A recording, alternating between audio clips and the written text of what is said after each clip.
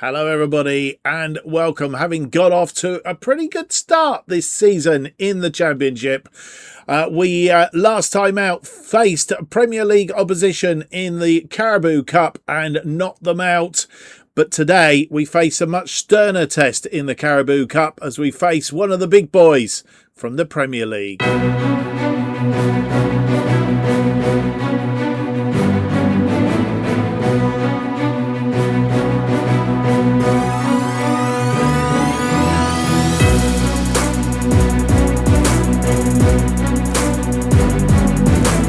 Hello, and it's a very warm welcome to episode 57 of To Be a Legend FM 26 style. We started the series managing Radcliffe, and then having got them to the Football League, we were poached by Bolton Wanderers to save them from relegation in League One, but in the end got them promoted to the Championship, and this is our story. My name's Mark, and on today's episode, as I said in the preamble, we face a sterner test in the Carabao Cup third round as we face the mighty Arsenal at the Emirates Stadium, and then we are away once again to Luton Town in the Championship. I'm not sure whether Luton were in the Championship last season and got relegated. We'll check that out in a bit, but it's match day 5, I think it is, in the Championship.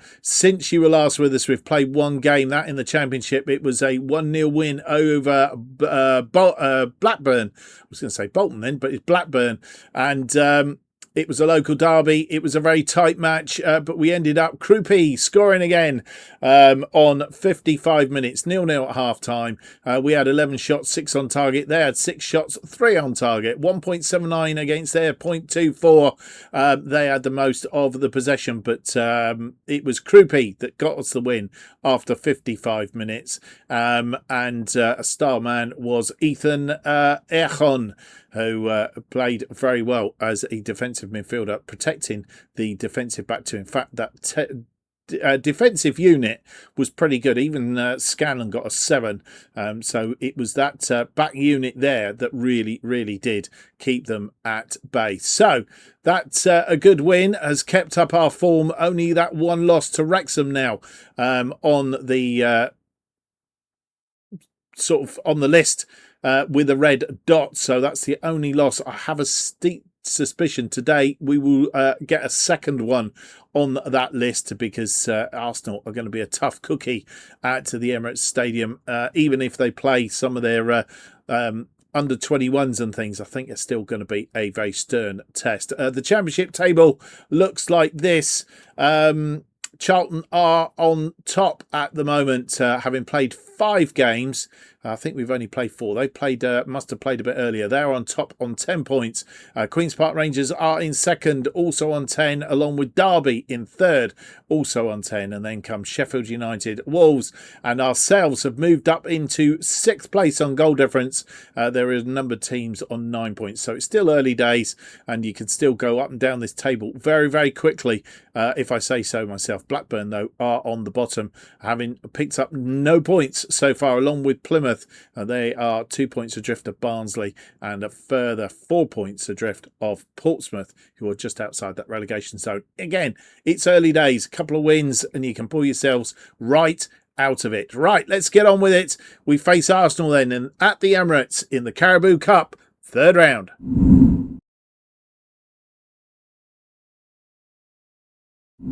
And here is the side that faces Arsenal in this Carabao Cup third round. Will we go any further?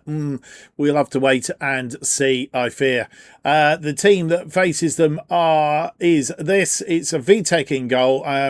My assistant wanted to change players around in this defensive quarter here, but I've decided that we'll stick with the side that played quite well against Blackburn. I hope they don't let me down today. Lockyer and Egan Riley are the defensive duo. Scanlon and Dakri Cogley are the wing backs, with Erhon and Morley as the defensive midfielders.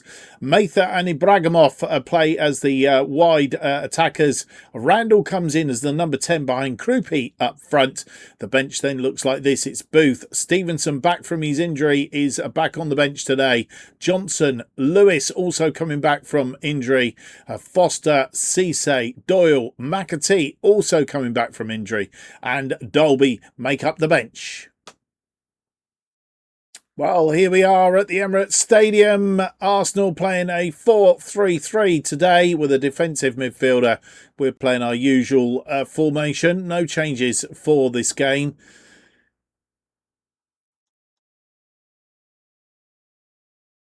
Arsenal are playing in their usual kit, making 9 changes from the side that beat Nottingham Forest. As they get the game underway. Martinelli already into the area, pulls it back. A shot comes in and Vitek makes the save. Scanlon, he's put that out into touch.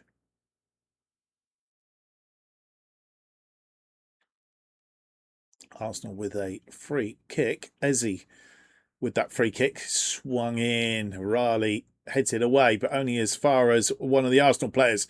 But Krupi is now out. Got a counter-attack on. Mather is out there. Mather round his man. Mather comes back, cuts it back. Shot into the bottom corner. And Junior Krupi, I thought he was in the middle. Junior Krupi scores against Arsenal. And on 5 minutes, we take the lead. Where is he? That's Scanlon. There's Krupi in the middle, as I thought. Ball comes in. And Krupi sits his foot out right at the last minute and beats Kepa in the Arsenal goal. They all count. We take the lead and Arsenal get us straight away through Gyökeres. Martinelli. And that was a long ball. Straight out for a goal kick. And we're going to see the goal kick. Vitek with the goal kick. Long one. Goes forward. Headed on by Krupi. And they've got big guns on the bench. So if we do too much damage to them, I can see the big guns coming on. Gyökeres pulls it back. Martinelli, Eze. It's hit the post. And it goes out for a throw.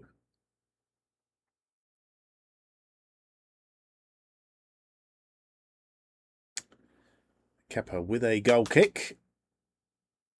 Kepa goes out wide to, I can't see who that player is. Martinelli over the top to Gyökeres. Gyökeres, good save by Vitek. Stuck his arm out and Gyökeres wasn't getting by. Muscara. I always have trouble pronouncing his name.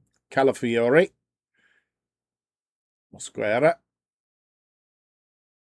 White. Can pronounce that name. Ben White. Martinelli tries to go around his man. Pulls it into the area. Gyökeres is blocked again. And a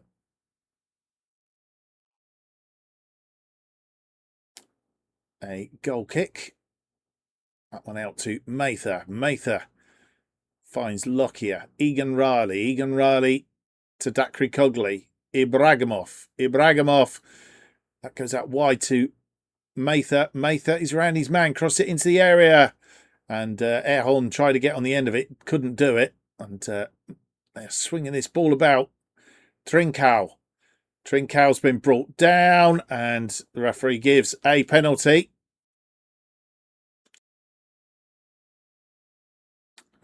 Clearly that wasn't a penalty in the last highlight. I'm sorry about that. It did look like the referee put her arm out and went penalty, but nothing came of it. Anyway, we have another highlight and Arsenal are asking questions once again. This one chipped in to Eze. Eze comes back and Trincao, and they've scored. And Trincao, Francisco Trincao, equals it up on 39 minutes. It's been coming, I guess. But we've not been playing badly. Eze was always going to be a tall order. Trincao out wide. Come back, cut back inside. And in fact, I think he got a bit of a deflection off of a defender there. Lockyer, I think it was, that stuck his boot out.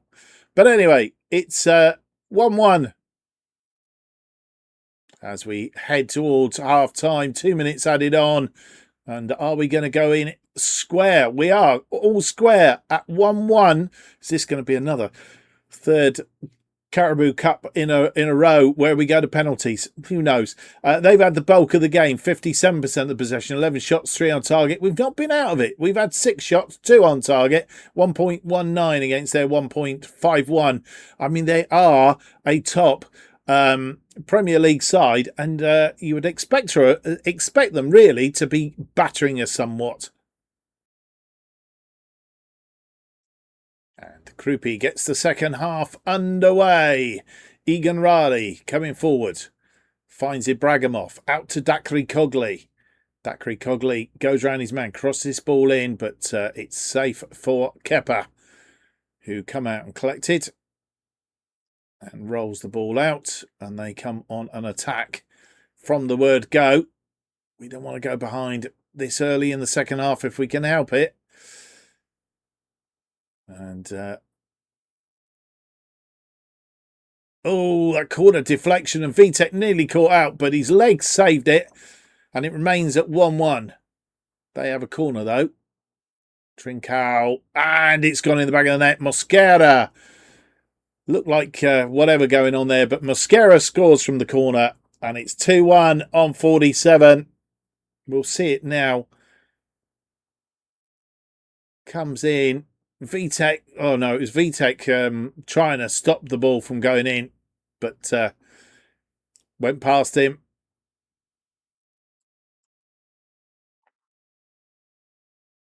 Corner from the other side this time. Ezzy to take the corner. In swinger. Headed away by Egan Riley. Trancao, and it's gone in again. And, well, all of a sudden, they've turned up the gas. And we go 3-1 behind.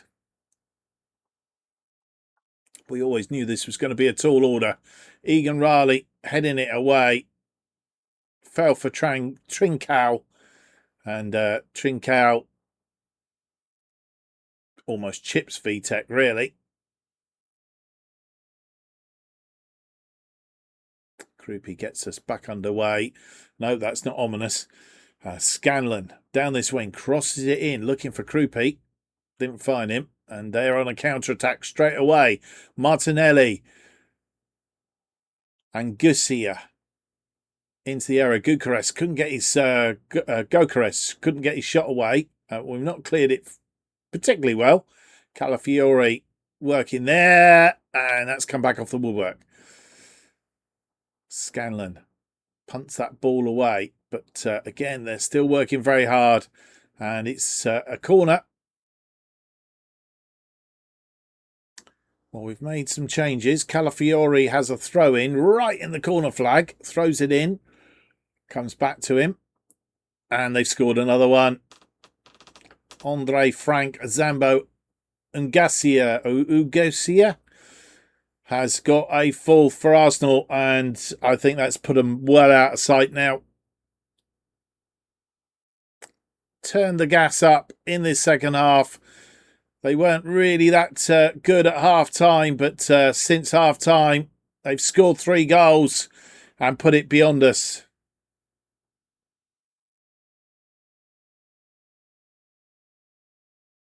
Scanlon wins that ball. Erhon, who's picked up a yellow card, I notice. Scanlon. Erhon Mather into the area. Doyle's brought down, but nothing given. And Martinelli is on a counter at the minute. Swinging around, and Stevenson does bring him down. And that's going to be bad news. I hope he's not going to get sent off here. No, it's only a yellow card, thankfully.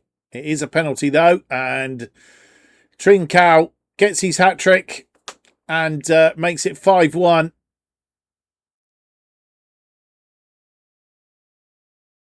Vitek trying to get there. Went the right way.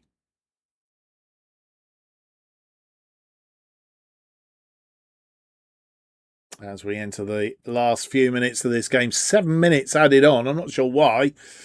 But we have 7 minutes more And Arsenal will want to score more.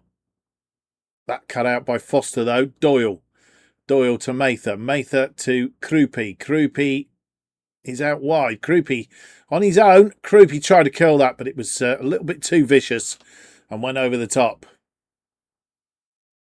Clock running down as we head to the 97th minute. It's all over. It's a 5-1 loss. We're out of the Carabao Cup, losing to big boys Arsenal, and Thomas Tuchel, their manager, of course, didn't do anything in that second half. We had one shot, which is the shot that you saw in the highlight. We had 2 on target at the end of the first half, but they had 23 shots in total, 10 on target. 3.46 was the XG for them in the end, 1.24 for us. We always knew it was going to be a toughie, and I guess we've not lost to a minnow or anything like that. We've lost to a decent side. Now it's time to concentrate on the Championship until the FA Cup comes round, I guess. Well, I think we always knew that it was going to put a second red dot on our fixture list for this season. Maybe 5-1. I'd like it to have been something like 3-1, something like that. So 5-1 is a little bit disheartening, but it's done and dusted. We need to move on. And of course, the other thing that's happening is we've got transfer window is about to slam shut as well. We're still in the market for a decent defensive midfielder. Otherwise, we've pretty much fulfilled our original task of players in positions that we wanted. And you come back and join me. It is match day, but round up on the transfer window because it has slammed shut. Nothing really major going on. The couple of loans that we had pushed out to try and bring in Premier League players on loan that don't want to come, basically. So they've missed out. We have brought in a player that we had on trial with us, Lamore Bogard. He's a Dutch national, 24 years old. He's currently 3-star current ability, 4-star potential ability.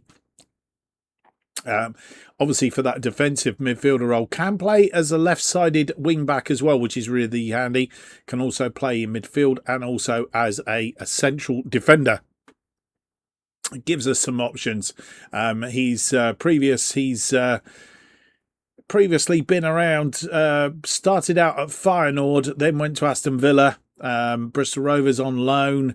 They had him for a couple of seasons, back to Aston Villa, then Reading. So pretty much at Aston Villa since he's been in the UK, out on loans and what have you.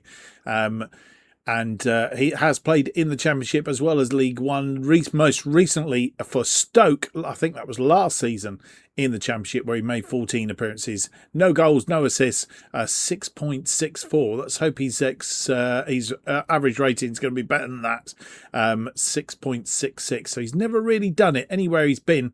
Here's his opportunity today. Lamar Bogard is the player. He's a bit of a versatile player, but hopefully we'll get the best out of him. That's what we plan to do. Well, let's see if he can do it. That is pretty much all of our recruitment. In fact, let's go back a little bit because what I do want to do, it's not going to let me do it. Usually flicks back through. Transfer history is what we want. So that's the last thing coming out. Outgoing, Will Swan has gone to Crawley Town on loan for the end of the season. And we have also released Ete. He has gone as he was just on a week-to-week, month-to-month contract, but he has finally left our squad. So we have no more news. We will obviously revisit in January to see if we need to move some players on, etc., etc. I think we really probably need to do more moving on than players coming in, so we'll see. Right, down to today's match then. It's Luton Town at their place at Kenilworth Road. Is it still Kenilworth Road? Goodness me. So that's where we are. We are still without Williams, who's out with a thigh strain, but the team that will face them comes next.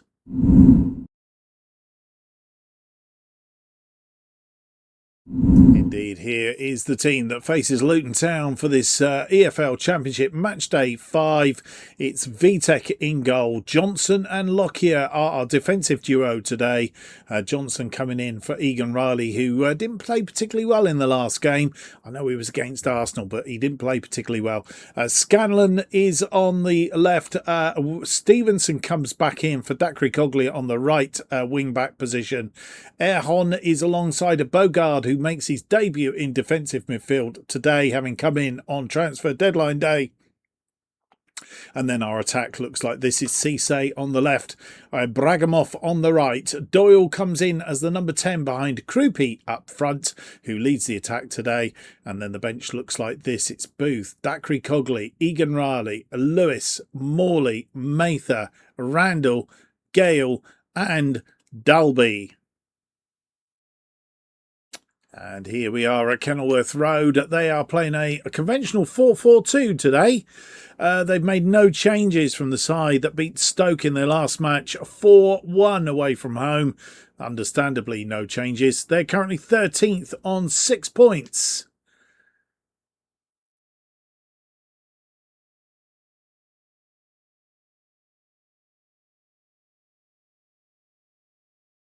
And Krupi getting us underway. They're playing in their red tops and black shorts today. As we enter the last 5 minutes of this first half, for the first time for a long while, we've not had any highlights, and it looks like we aren't going to have any in this first half. It is half time, and we opened the half not doing particularly well. Then we picked it up a little bit, but finished the half in a similar fashion. It was pretty even Stevens for about the first 20-25 minutes. We did up the ante a little bit, try and find a way through, but we haven't done so as yet. 49% of the possession for Luton, 4 shots, 2 on target. We've had 7 shots, 3 on target, 0.42 against our 0.20. It's pretty evenly matched. They get the second half underway. No changes made at half time. And we do finally get a highlight. That ball coming in, Vitek picking it up. Thought we were going to go a whole game without any highlights. Vitek launches a long one, but that's headed back. But Cisse is there, tidies up in midfield. Out to Scanlon. Scanlon cuts inside for a change on his own. And a save had to be made. And they've made 3 changes right now. McCrory throws that ball in to Keeley. And I think it was Krupi stopping the playback to the goalkeeper. And that ball given away to Scanlon. Doyle through to Krupi. Krupi hits the post after beating the goalkeeper. It's gone for a corner. I think the goalkeeper may have pushed it onto the post. Scanlon. Cisse. Erhon's picked up another yellow card through to Krupi, but didn't get there. Scanlon. Doyle to Scanlon. Scanlon goes back to Johnson. Lockyer. Bogard. Bragamov. It swung in, but Doyle couldn't get the shot away. Cisse will try again. Stevenson out wide. Doyle gives the ball away. It's pumped upfield. Lockyer. Bogard. Lockyer. Johnson. Lockyer. Gets that ball forward to Bragamov. Lockyer. Stevenson. Bragamov. Back to Stevenson. Stevenson needs to go wide. Pulls it into the area, and Krupe's shot is stopped by Keeley.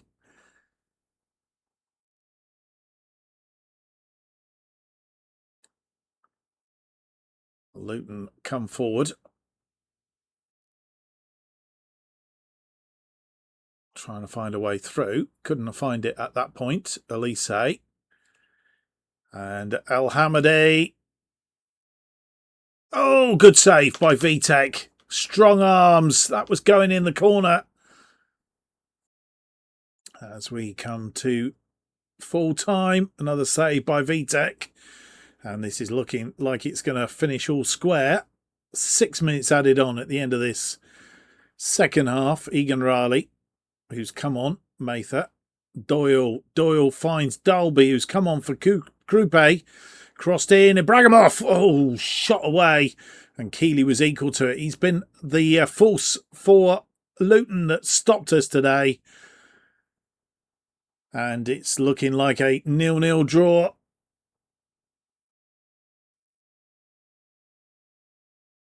And it's all over. And we just picked up an injury to Ibrahimov right at the end there.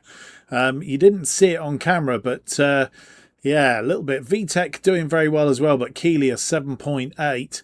And we pretty much dominated that second half, give or take. It was pretty even Stevens, though. They have 54% of the possession, 11 shots, 4 on target. We had 16 shots, 6 on target, 2.55. We should have scored 2 goals, and we probably would have done had it not been for Keeley in the Luton goal, which kept us at bay.